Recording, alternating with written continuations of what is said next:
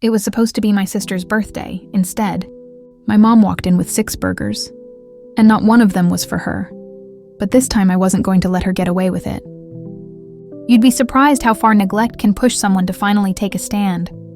Hey everyone, welcome back to Revenge Revealed Tales. If you've ever felt invisible, like your pain didn't matter to the people who should have cared most, then this story will hit you deep. Hit like, subscribe. If you'd like to share your story with our channel, please send it via the email link in the description and stay till the end. Because what started as a quiet birthday disappointment turned into a brutal wake-up call no one saw coming. Birthdays were always complicated in our house growing up. My mother had a way of making them feel incomplete. She'd say things like, "You don't need a cake to feel loved," or "Money's tight. You'll understand when you're older," and we did. We always understood. But every year, that quiet ache got a little heavier. My sister, Maya, was the peacemaker, sweet, reserved. The kind of person who smiled even when her eyes gave her away. She was turning 22, just finishing college, and trying to start her adult life. All she wanted that day was something small. Maybe dinner together. A little effort, she'd even said earlier. "I don't need a party, just it'd be nice if Mom remembered." I promised her I'd make sure it felt special, even if it was just the 2 of us. But what I didn't know was that the woman who gave us life was about to remind us, again, how little we meant to her when someone else was in the room that evening. The house was quiet. Maya got home first. She had a tiny gift bag in her hand, something a friend from work gave her, and a shy smile like she was trying not to expect anything. The clock ticked. 6 p.m., then 6:30, then 7, no call, no text. When my mom finally walked through the door, she wasn't alone.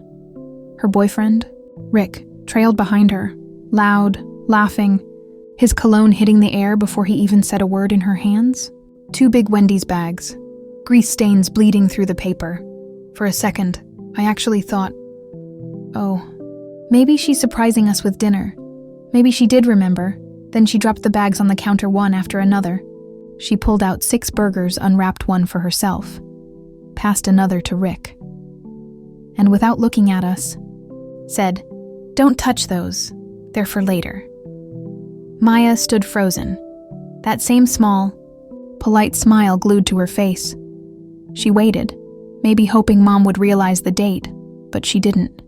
Instead, Mom started ranting about traffic, then about work, then about how Rick's boss was an idiot, and when she got tired of talking, she started throwing dishes into the sink like they'd personally offended her.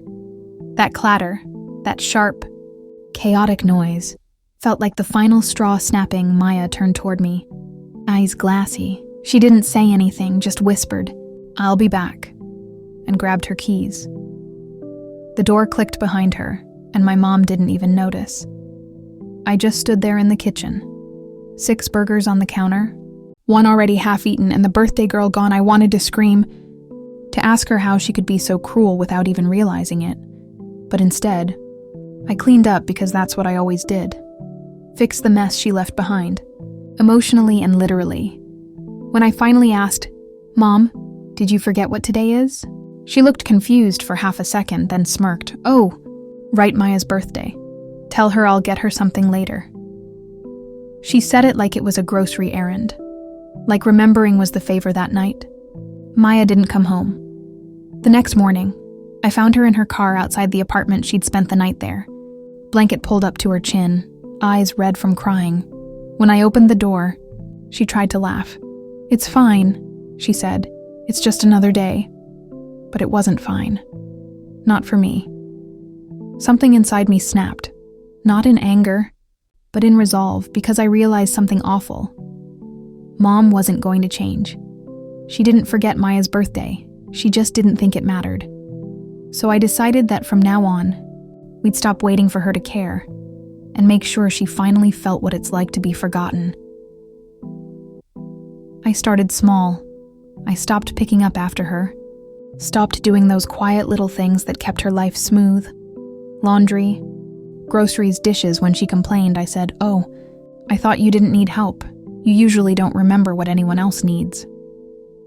She didn't get it at first, but the silence between us grew. Then came Rick's birthday, just 2 weeks later. Normally, I'd help her set up, clean, cook, decorate. Not this time, Maya and I had our own plans. We took the day off, drove 2 hours to the beach, and spent the day there with real food, laughter, and peace. I even bought her a small cake with her name on it. Nothing fancy, but enough to see her smile again. When we got home late that night, I found my mother sitting on the couch, arms crossed, glaring. "Where were you?" She snapped, "You missed dinner!" I smiled. "Oh, Rick's birthday dinner? Sorry, I forgot." That silence afterward, that stunned, offended look, was the first time I'd ever seen her realize what forgetting actually feels like. From that day, I stopped feeding her ego. No more last-minute gifts, no more reminders of holidays, no more emotional labor. At first, she tried guilt trips. "You've changed. You're being disrespectful. You think you're better than me now." I didn't fight back, I just kept my distance. Then one day, she called and said she needed help organizing a small family get-together. I said I was busy. Maya didn't even hesitate. She said, "Sorry, Mom, I've got plans." You could hear the shock in her voice for once. The power dynamic had flipped. The real moment of revenge came a few months later, on Mother's Day. Normally, Maya and I would go all out, flowers, breakfast, a nice card. But this year, we did something different. We posted a photo of the two of us, at dinner, laughing, holding cupcakes, with the caption, "To the person who taught us to care," even when it wasn't returned. It wasn't tagged, but she saw it that evening.